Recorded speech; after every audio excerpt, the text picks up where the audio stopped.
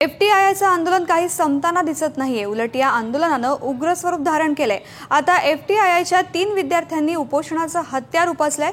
याआधी अभिजित दास हे उपोषणाला बसले होते, मात्र त्यांची प्रकृती खालावल्यानं त्यांना रुग्णालयात दाखल करण्यात आलं।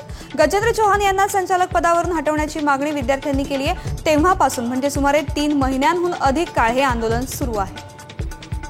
सामना या शिवसेनेच्या मुखपत्रातून जैन समाजाच्या पर्युषण काळावर आणि मांसाहार विक्री बंदीवरती टीका करण्यात आली आहे। उगाचच अहिंसेची धार्मिक लुडबुड नको असा टोलाही भाजपला शिवसेनेने लगावला आहे।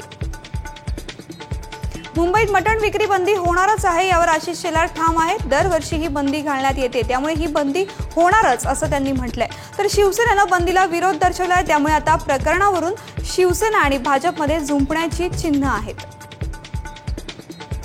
भाजप आणि शिवसेना यांच्यात पर्युषण काळातल्या मांस बंदीवरून राडा रंगण्याची चिन्ह आहेत। अशात या वादात मनसेनेही उडी घेतली आहे। दादरच्या आगर बाजारात नॉनव्हेजचे स्टॉल लावत मनसेनं आंदोलन केले। हिम्मत असेल तर आमच्यावर कारवाई करून दाखवा असा इशाराच मनसेनं दिलाय। आज सकाळी 11च्या दरम्यान हे आंदोलन करण्यात आलं। त्यानंतर थोड्याच वेळानं पोलीस इथे आले आणि मनसे कार्यकर्त्यांना ताब्यात घेऊन परिस्थिती नियंत्रणात आणली।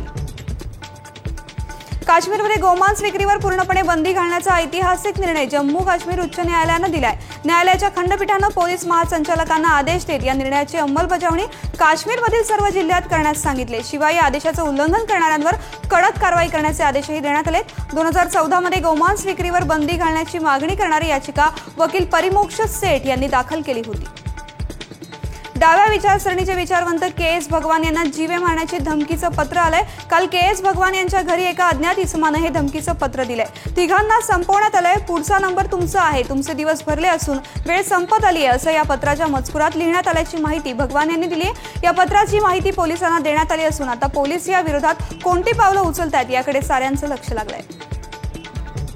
आम्ही कधीही पराभवासाठी दुसऱ्या कोणाला जबाबदार धरलं नाही, तर अंतर्मुख होऊन विचार केला। 1984च्या पराभवानंतर आम्ही आत्मपरीक्षण केलं। ही प्रक्रिया 30 वर्ष चालली, म्हणून लोकसभेत प्रचंड बहुमत मिळालं असं वक्तव्य नरेंद्र मोदींनी भोपाळमधल्या भाषणात केलंय। पंतप्रधान नरेंद्र मोदी आज मध्य प्रदेश दौऱ्यावर आहेत। विश्व हिंदी संमेलनातही ते सहभागी होणार आहेत। काँग्रेस एकेकाळी 400 पेक्षा जास्त खासदार असलेला पक्ष होता, तो 40 वर का आला याचा विचार त्यांनी करावा असा टोलाही मोदींनी लगावलाय।